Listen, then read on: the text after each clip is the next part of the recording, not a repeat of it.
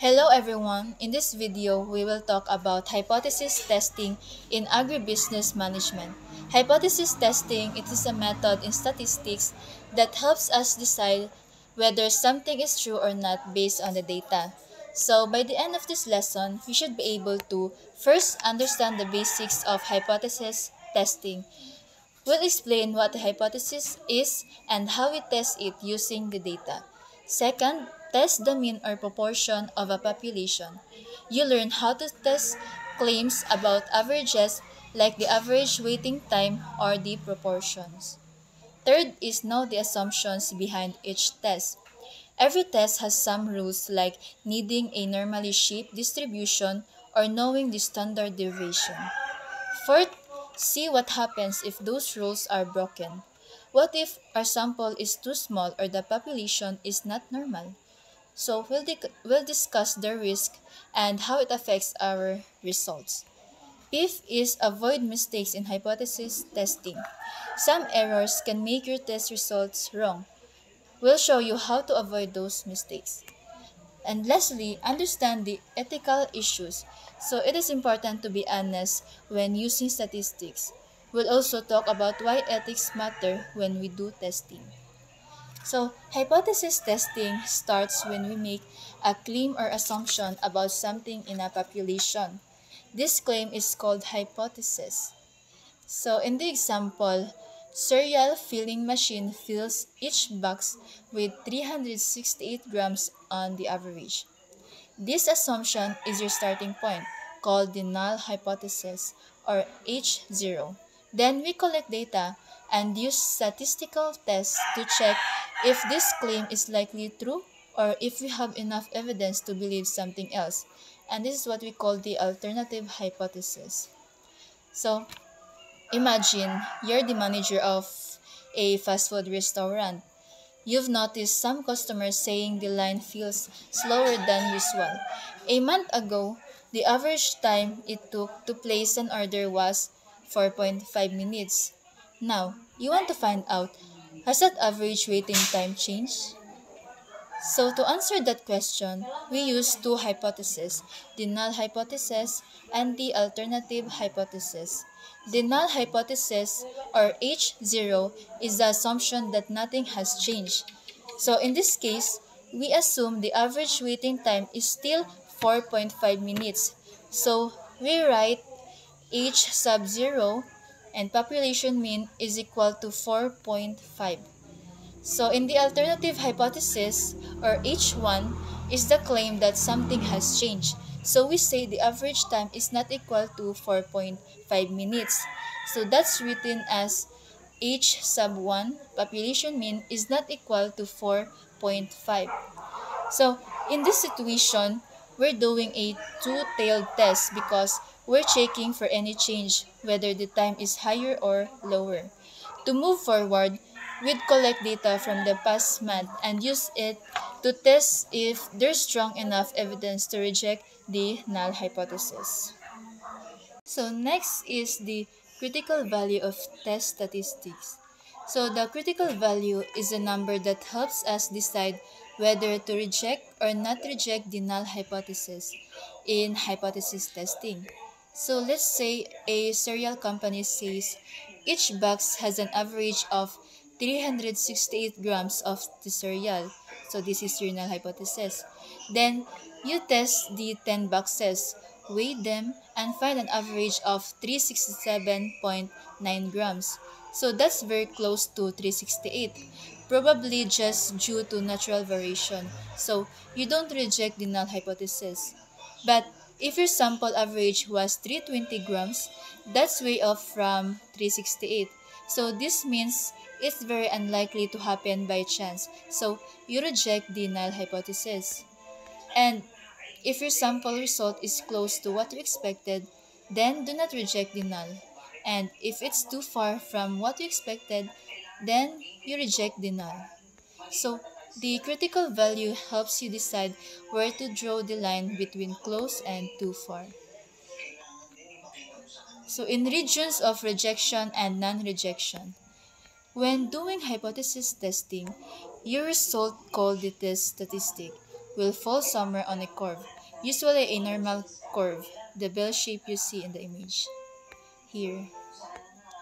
This curve is split into two main parts. First, region of non-rejection and region of rejection. So, region of non-rejection, where results are considered normal or expected if the null hypothesis is true, and you do not reject the null hypothesis here. So, next is region of rejection, where the results are too extreme to happen by chance if the null hypothesis is true. Then you reject the null hypothesis here. So, how do we use it? The first is find the critical value. So, this is the point that separates the rejection and non-rejection areas. And if your test result is close to the mean sa middle area, then it falls in the non-rejection region. So, if your test result is far from the mean sa tail, it falls in the rejection region. So, for example, imagine the average cereal weight is 368 grams. If your sample average is 367.9, that's really close. So, it's in the non-rejection region. You do not reject the idea that the mean is 368.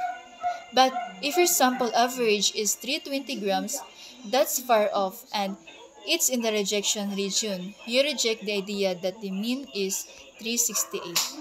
So, the bell curve shows where your test result falls. If it's near the middle, it means the results is normal and you don't reject the null hypothesis. And if it's far at the ends, sa tails, the result is unusual and you reject the null hypothesis. So the critical value is the cutoff that separates normal from the usual results. In hypothesis testing, there's always a chance of making a wrong decision, even when following correct procedures.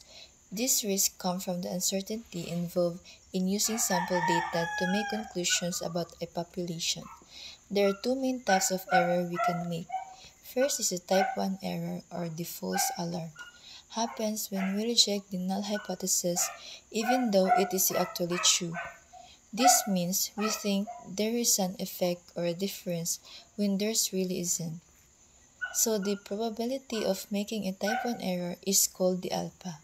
Common values for alpha are 0.01, 0.05, and 0.010.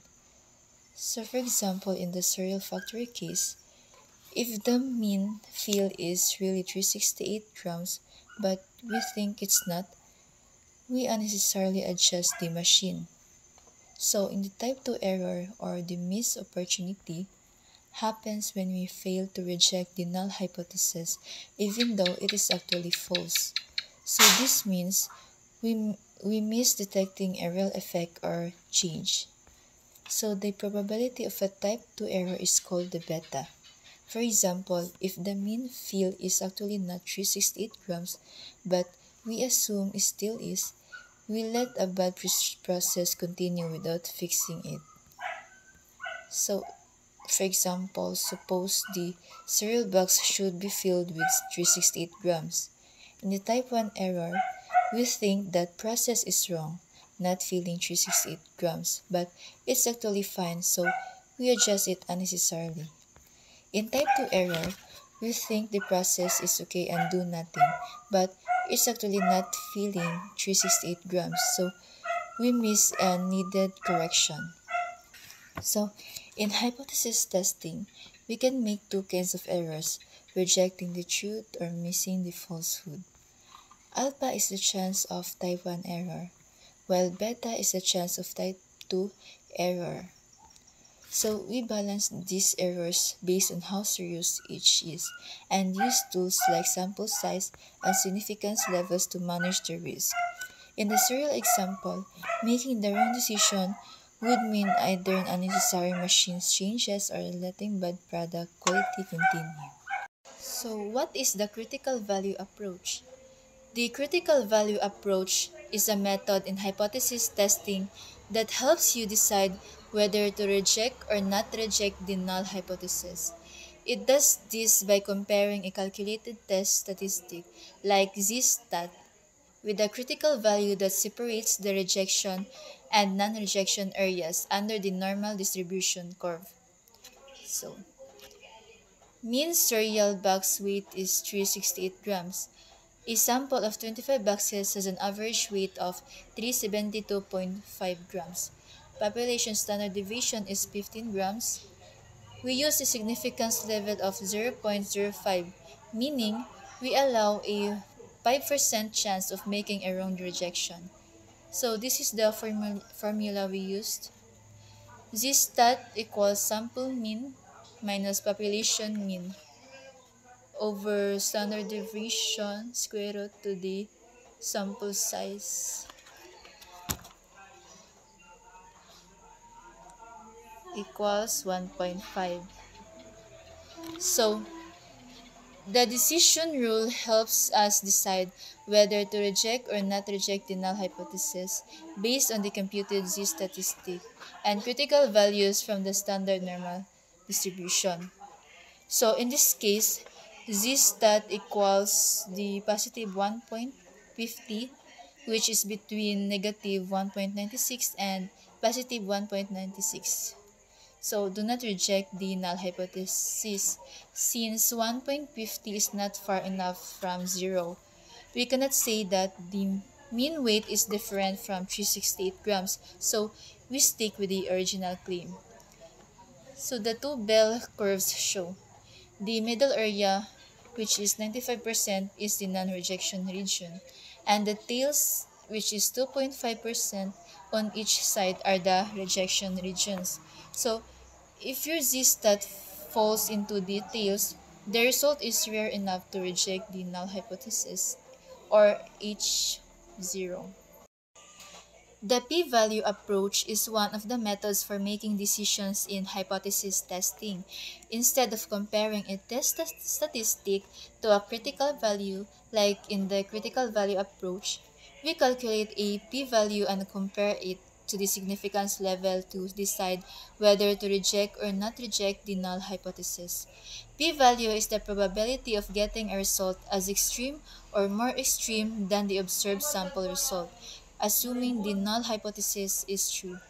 It tells you how likely your sample result is under the assumption that the null hypothesis is true. So this is the decision rules using the p-value.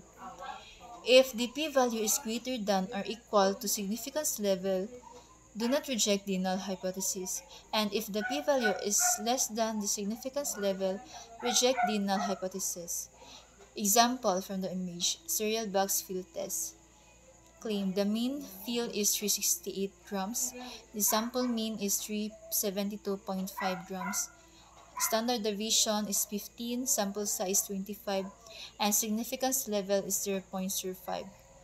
So this is the step-by-step using the p-value approach. First is state the hypothesis. The null hypothesis is 368, and the alternative hypothesis is 368 using the two-tailed test. Next is to compute the test statistic. 372.5 minus 368 equals 4.5. 15 divide square root of 25 equals 3. So 4.5 divide 3 is 1.5 or 1.50. So use a z-table to find the area beyond positive 1.50 and negative 1.50. Each tail has an area of 0.0668. So p-value equals 2 times 0.0668 equals 0.1336. Fourth is compare with significance level. So p-value equals 0.1336 and the significance level is 0.05. Since 0.1336 is greater than 0.05, so do not reject the null hypothesis. So there's not enough evidence to say the mean field is different from 368 grams.